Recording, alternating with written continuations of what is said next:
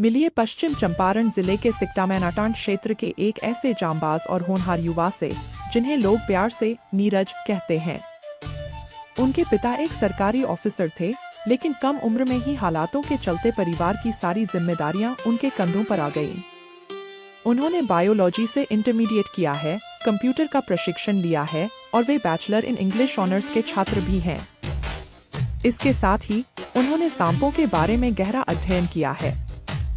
संगीत और साधना में उनकी गहरी रुचि है और सांपों के प्रति उनका प्रेम देखते ही बनता है।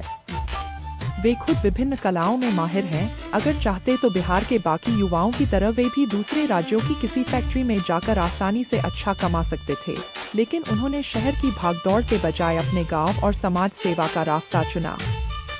सच ही कहा गया है कि किस्मत महलों पर राज करती है और हुनर सड़कों पर तमाशा करता है। नीरज पिछले इतने लंबे समय से बिना किसी सरकारी मदद के, बिना किसी लालच या फायदे के अपनी जान हथेली पर रखकर लगातार सांपों का रेस्क्यू करते आ रहे हैं। वह यह काम इसलिए करते हैं क्योंकि उन्हें इन बेजुबान जीवों से बेइंतहा लगाव है और जब किसी इंसान को सांप काटता है या कोई जीव मारा जाता है तो उनका दिल नहीं मानता। दूर दूर से उनके पास रेस्क्यू के लिए कॉल्स आते हैं। सीमित साधन और पैसे होने के बावजूद वह अपने ही खर्चों पर जैसे तैसे भागकर लोगों की जान बचाते हैं। पर अब उनके लिए यह सब आगे जारी रखना मुमकिन नहीं होगा। क्यों? क्योंकि उन्हें न तो जनता का वो समर्थन मिल रहा है जिसकी उम्मीद थी और न ही सरकार या प्रशासन की तरफ से कोई मदद।